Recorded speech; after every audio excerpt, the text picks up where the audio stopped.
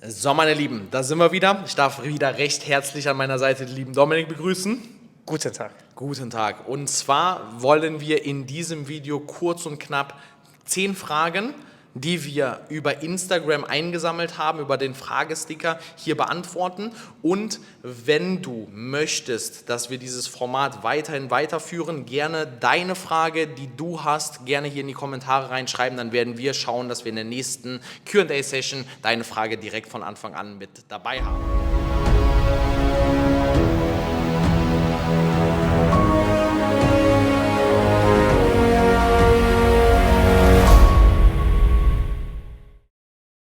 Wir fangen jetzt einmal an und zwar gebe ich die Frage gerne an dich rüber, Dominik. Wie habt ihr euer Trading damals in euer Arbeitnehmerleben integriert? Extrem geile Frage. Sehr geil.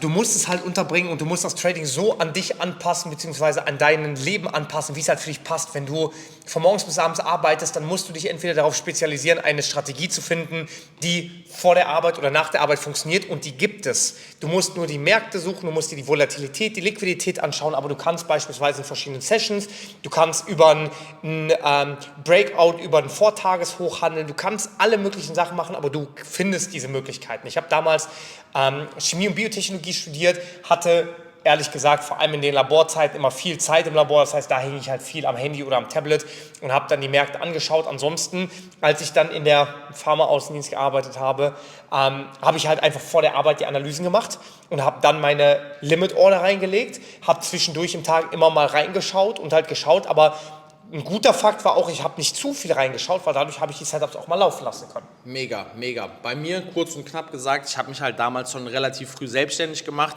war deswegen zeitlich recht flexibel und konnte mein Trading perfekt in meinen Alltag mit reinbringen, weil ich durch meine Selbstständigkeit damals einfach in der Lage war, innerhalb von ein paar Stunden, wenigen Stunden, ich musste keine 8 Stunden arbeiten, vielleicht nur 4 Stunden, gutes Geld zu verdienen und konnte dann den Rest des Tages einfach komplett für Trading investieren. Perfekt, geil. Kommen wir direkt zur nächsten Frage. David, wann machst du wieder Copy Trading? Leute, ohne Spaß, das ist eine Frage, seitdem ich aufgehört habe, die kommt täglich rein, und zwar nicht nur einmal, nicht nur auf einer Plattform, sondern überall, von WhatsApp, auf Instagram, auf YouTube, Kommentare, halt wirklich überall. Und ich möchte an dieser Stelle einfach mal Folgendes loswerden. All diese Informationen, die ich verwendet habe, um dieses Copy-Trading zu dem zu machen, was heute noch dasteht und wovon jeder viel gehalten hat.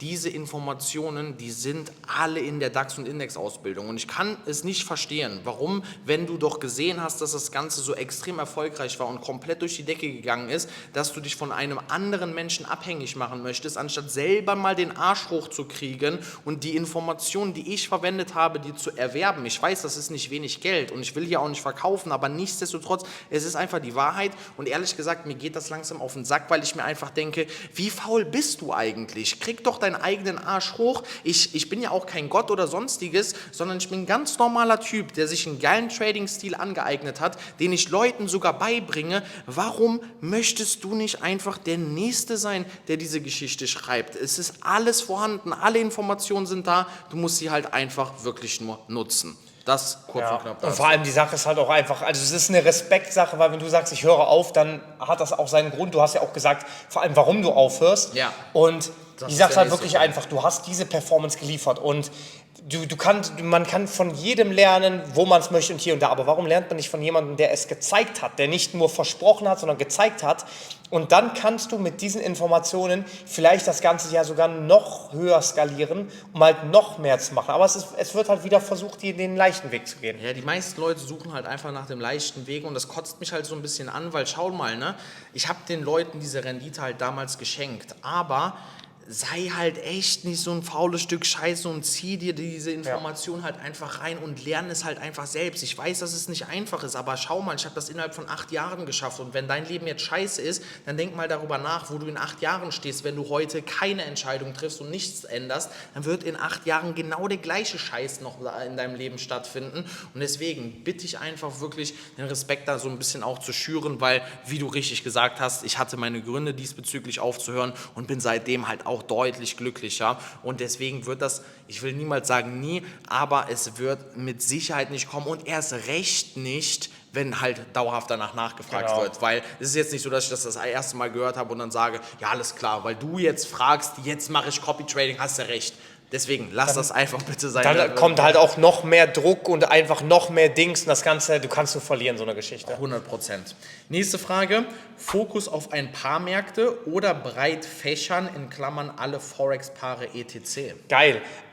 Ich würde es relativ eng halten, weil durch die Korrelation unter den verschiedenen Märkten wirst du sowieso sehen, dass ein australischer Dollar sehr, sehr ähnlich zum Neuseeland-Dollar läuft, sehr, sehr ähnlich zu einem GBP-US-Dollar, sehr, sehr ähnlich zu einem Euro-US-Dollar läuft. Das heißt also, schau dir an, welcher Markt vielleicht von der Volatilität her zu dir passt. Schau dir das mal im ATR-Indikator an, schau dir das mal an, was der Tag so von Höchstpreis zu Tiefstpreis an Volatilität vielleicht so durchschnittlicherweise mit sich bringt. Und das ist der Markt. Ich würde mich lieber auf 2, 3 beschränken, weil du die gleichen Bewegungen oder ähnliche Bewegungen in den anderen Märkten sowieso siehst. Wie siehst du das? 100%. Also für all diejenigen, die mich ja schon ein bisschen verfolgen, ich würde sagen zu 90% oder wenn nicht sogar noch mehr, trade ich nur den DAX. Das ist halt so ein bisschen, deshalb stehe ich auch so dahinter, dass ich sage, es macht weniger Sinn, alles zu machen. Ich sage nicht, dass das nicht funktionieren kann, aber für mich persönlich, es geht ja hier die Frage an uns, ist es halt am besten gewesen, sich komplett zum Experten auszubilden innerhalb eines Marktes, weil du perfekt verstehst mit der Zeit, wie die Charakteristika des Marktes sind, zu welchen Zeiten kommt dort welche Bewegung rein, wann sind die News, die wichtig sind für dieses Handelspaar, wichtig sind für den DAX und da wirst du einfach viel, viel schneller zum Experten. Es ist halt so, du kannst halt auf allen Hochzeiten gleichzeitig tanzen, aber dann halt mit 10% Energie oder du steckst halt wirklich mal 100% Energie in einen Markt rein, muss nicht einer sein, kann natürlich auch, wie du gesagt hast, korrelierende Märkte sein. Im Falle vom DAX hat das einfach für mich am besten funktioniert und nebenbei trade ich halt noch Bitcoin. Perfekt. Die nächste Frage, Meinung zu Volumentrading. Ja, also hat auf jeden Fall seine Daseinsberechtigung. Das Einzige, was ich halt nicht machen würde, ist rein auf Volumentrading reinzugehen. Das heißt jetzt zu sagen, ey, nur wegen bestimmten Voluminas mache ich den und den Trade. Wir arbeiten auch mit Volumen oder du eher mehr als ich, aber das ist halt beispielsweise bei uns nur ein ganz, ganz kleiner Teil der Ausbildung und da gehört halt noch so viel mehr. Ich nenne das immer so ein bisschen wie so ein Baukasten oder ein Puzzleteil. Ja. Das ist halt ein Puzzleteil von dem gesamten Puzzle und ich würde mich nicht nur darauf stürzen. Ich will damit ganz wichtig nicht sagen, dass es nicht funktionieren kann. Mit Sicherheit kann das auch funktionieren. Für mich persönlich kannst du aber durch einen deutlich breiteren Handelsansatz noch geilere Bestätigungen finden und einfach bessere Trades auch setzen. Wie siehst du das? 100%. Also ich würde ganz genau das Gleiche sagen, mit dem einen kleinen Zusatz. Für mich persönlich hat damals Volumentrading ein bisschen an Attraktivität verloren, weil es von vielen Marketern genutzt wurde, um Kurse zu verkaufen. Im Sinne von, du bist im Trading nicht erfolgreich. Ja, kein Wunder, wenn du nach Charttechnik handelst. Du brauchst das Volumentrading, was einfach damals für viele eine New Opportunity, so eine neue Möglichkeit geliefert hat, die dachten, ach, deswegen bin ich nicht erfolgreich im Trading. Ja, nicht, dass es daran liegt, dass dein Kopf komplett nicht ready ist, dass du dich halt einfach nicht an deinen Plan hältst oder nicht mal ein System hast, sondern es wurde dann quasi marketingtechnisch ausgeschlachtet. Das wurde dann in Ausbildungen verpackt und dir teuer verkauft. Also klar, safe, Volumeninformationen, super wichtig, wenn du sie behandeln möchtest, wenn du sie verwenden möchtest, aber ein kleines Stück vom großen Puzzle. Safe. Dann, nächste Frage. Welche Zeiteinheiten War holländisch? Du? Ja, Zeiteinheiten. Ja, das war so ein bisschen Mix daraus. Hast du schon gut erkannt. Ich mache es jetzt nochmal auf Deutsch. Welche Zeiteinheiten nutzt du beim Trading hauptsächlich? Ja. Bei mir ist es Wochenbasis, Tagesbasis und H4. Was ist diese Tagesbasis? Wenn wir zurückzahlen. Also Wochenchart, Tageschart und H4. Das sind für mich die Zeiteinheiten, wo die ganze Liquidität in den kleinen Zeiteinheiten kumuliert und da kann ich mir viel, viel besser anschauen, welche Swings sind da unterwegs, weil ich trade viel Forex bzw. auch Krypto und da warte ich lieber ein bisschen länger auf mein Setup und warte, bis sich ein Impuls ausbildet, anstatt alle 3 Sekunden am Bildschirm hängen zu müssen. Geil, geil. Diesbezüglich haben wir halt einen leicht anderen Handelsansatz, weil ich bin halt im DAX unterwegs. DAX ist halt nicht 24/5 offen, sondern hat halt auch seine Nächte, in denen halt viel passieren kann. Dementsprechend bin ich ja mehr im Intraday-Scalping unterwegs, das heißt, ich versuche, die Position am gleichen Tag zu setzen und am gleichen Tag auch wieder zu schließen. Demnach sind halt höhere Zeiteinheiten für mich jetzt nicht komplett irrelevant, aber für den aktuellen Tag nicht aussagekräftig, weil nehme ich eine Wochenkerze, wow, dann ist das halt im Endeffekt eine Kerze gibt gerade mal 20% von einem Tag als Auskunft, wenn ich das so sagen kann, und ich will ja an demselben Tag rein und wieder raus. Deswegen, ich starte in meiner großen übergeordneten Analyse auf dem 4-Stunden-Chart und gehe dann runter bis auf den 5-Minuten-Chart. Also in der Regel nicht runter, sondern ich habe H4 und M5 und damit fahre ich extrem gut. Bei Bitcoin sieht das Ganze ein bisschen anders aus. Dort gehe ich halt auch mal auf die Daily-Kerze rein, aber auch nicht auf Weekly wegen Funding, Fees, etc. Da sind die Gebührenstrukturen halt nochmal ein bisschen anders wie in den Forex-Märkten beispielsweise oder in dem Indexpaar, und deswegen versuche ich dort auch relativ zügig wieder rauszukommen. Geil. Nächste Frage, ab wie viel Euro kann man in Dubai Wohnungen kaufen als ersten Schritt? Boah, ich glaube, das ist ein bisschen von der Lage abhängig, wie weit du bereit bist, aus Dubai rauszugehen. Weil je weiter du in die Wüste gehst, desto günstiger wird es im Endeffekt. Um ehrlich zu sein, diese Areas habe ich mir nie angeschaut, deswegen kann ich jetzt keinen Preis nennen. Ich würde aber sagen, ab 100.000 Euro könnte das schon starten, vielleicht sogar auch noch weiter drunter, aber dann halt wirklich in einer also nicht ekelhaften Lage, sondern von einer Lage, die dann halt deutlich vom Stadtzentrum entfernt ist. Das ist auf jeden Fall so weit dazu. Ansonsten in einer ganz normalen Lage. Ich fand das einfach geil gerade, ekelhafte Lage.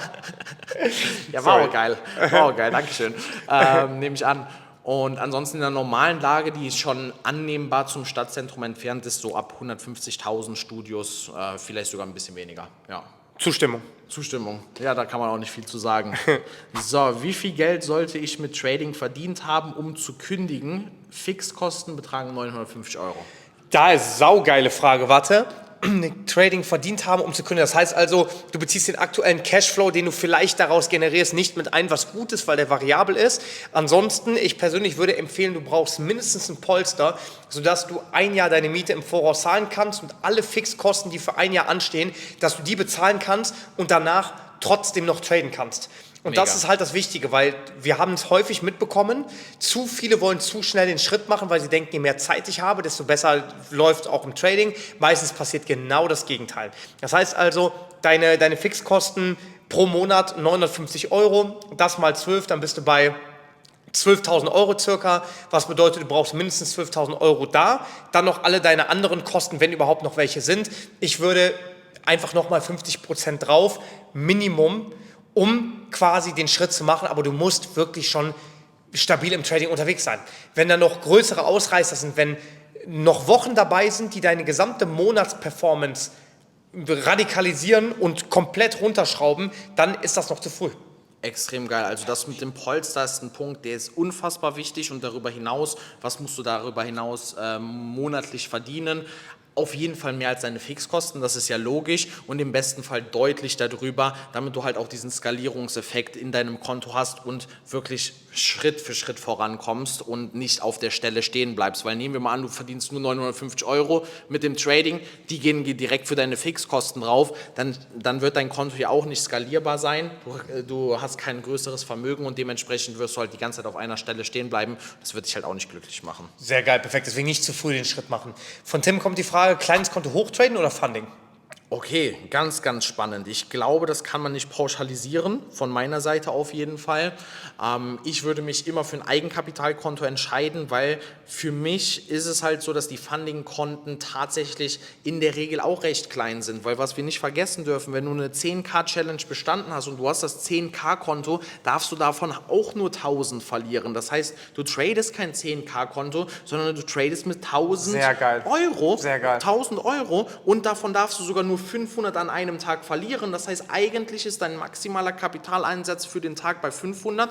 Und was man auch nicht vergessen darf, ist dein eigenes Konto. Du machst vielleicht mal einen Fehler und verlierst 10%, dann sind aber noch 90% da. In dem Funded-Konto, wenn du 10% verlierst, ist das Konto sofort wieder weg. Wichtig. Du musst die gesamte Challenge wieder neu machen. Das dauert in der Regel mindestens 20 Tage, vielleicht bei anderen Anbietern schneller, weil du brauchst 2 Phasen, mindestens 10 Handelstagen, bis dann alles durch ist, bis du das Konto hast und so weiter. Und es braucht, wie gesagt, nur ein Fehler sein und keiner kann sich freisprechen von Fehlern. Ich mache bis heute noch Fehler, sie sind deutlich weniger geworden und auch deutlich, also nicht mehr so schlimm wie Nicht mehr so damals, dramatisch, genau. nicht mehr so dramatisch, aber trotzdem wirst du die Fehler machen. Und wenn du dann eine Regel nicht beachtest, die dir von jemandem anderen vorgesetzt wird, dann kannst du das Konto sehr, sehr schnell verlieren. Und das fühle ich persönlich nicht. Deswegen würde ich immer eigenes Kapital jeder Fremdkapitalfirma vorziehen. Mega geil, genau das.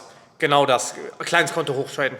Kleines Konto hochtraden. Weil dann so, tradest du mit, beziehungsweise gegen einen Broker. Bei einem Funding musst du überlegen, da verdienen noch viel, viel mehr Leute an dir. Das heißt, die Wahrscheinlichkeit, dass du wirklich da vorankommst, du bezahlst durch das, was du halt machst, viel mehr Instanzen, Zwischeninstanzen und das ist eigentlich ein Nachteil für dich. Ja, 100%. Hattet ihr mal Zweifel daran, ob Trading der richtige Weg ist? Ja, mehrfach. Also ich wusste, dass ich nicht den Job, ich habe ein Chemiestudium hinter mir, ich wusste, dass ich nicht Chemie für mein also bis zu meinem Lebensende machen will, aber ich habe mich ganz am Anfang, als ich mich mit Trading beschäftigt habe, tatsächlich habe ich gedacht, vielleicht kann ich irgendwann mal ein Coach für Trading-Psychologie werden. Zwischendurch immer wieder die Backpfeifen bekommen, wo du halt auch sagst, boah, wird es nicht andere Möglichkeiten geben, ein bisschen kopfschmerzfreier Geld zu verdienen, kann ich nicht irgendwie, das soll jetzt niemanden diskreditieren, aber ich habe mir immer gedacht, kann ich nicht Online-Marketing machen oder Affiliate-Marketing, die werden bestimmt nicht so Kopfschmerzen haben die 100% auch. So habe ich halt einfach nur blöd damals gedacht. Ich hatte Zweifel, ich hatte nicht Zweifel, dass ich Trader werden will, ich hatte Zweifel, ob es funktioniert, weil diese Niederschläge so hart waren, aber ich hatte den Willen, es herauszufinden. Geil.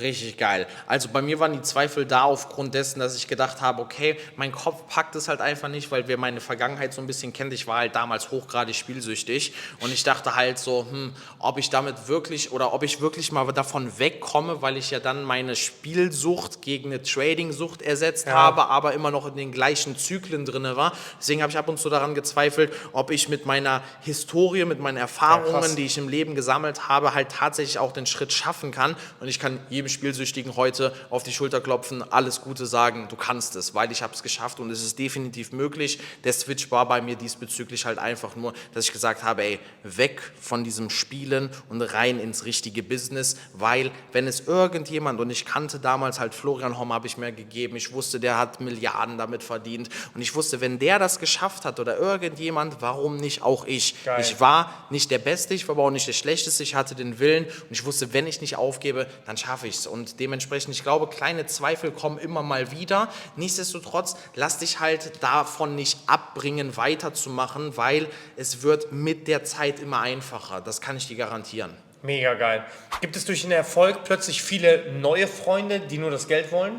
Ich kann mir vorstellen, dass es bei dem einen oder anderen der Fall ist, aber bei mir jetzt nicht. Warum? Weil ich es einfach nicht zulassen würde. Dafür bin ich einfach in Anführungsstrichen zu smart, oder man erkennt das halt schon. Ich will nicht sagen, dass keiner auf mich zugekommen ist, der das mal versucht hat. Definitiv, wenn du oben stehst, sage ich jetzt einfach mal finanziell, versuchen sich ganz viele Menschen bei dir hochzuziehen. Das zu 100%. Aber wenn du mit der Zeit, sage ich mal, mit der Zeit erkennst du das halt einfach und wirst dich dann von diesen Leuten automatisch distanzieren. Also bei mir ist es definitiv nicht vorgekommen, dass ich das zugelassen habe. Sorry, ja genau. Also bei mir eigentlich auch nicht. Also klar, du hast immer Menschen, die zum Beispiel halt versuchen, durch deine Reichweite sich ein bisschen Vorteil zu erschaffen oder wie auch immer.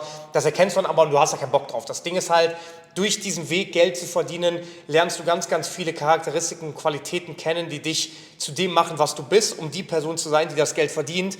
Und dann merkst du, dass ganz viele Dinge halt einfach Ballast sind. Und dann hast du automatisch auch so eine kleine Barriere, sehr häufig, die halt einfach sagt, ich lasse so eine Zeitverschwendung gar nicht mehr ran. Ja, das kann ich nur bestätigen. Super. Dann war das kurz und knapp. 10 Fragen, 10 Antworten mit David und Dominik. Wie ich schon sagte, gerne, wenn du eine Frage haben solltest, in die YouTube-Kommentare mit reinsetzen. Wir werden schauen, dass wir nächste Woche dann allerspätestens nochmal so eine Session machen und dann eventuell deine Frage mit berücksichtigen. In dem Sinne, euch nur das Beste. Dein David. Dein Dominik und gute Trades. Ciao, ciao.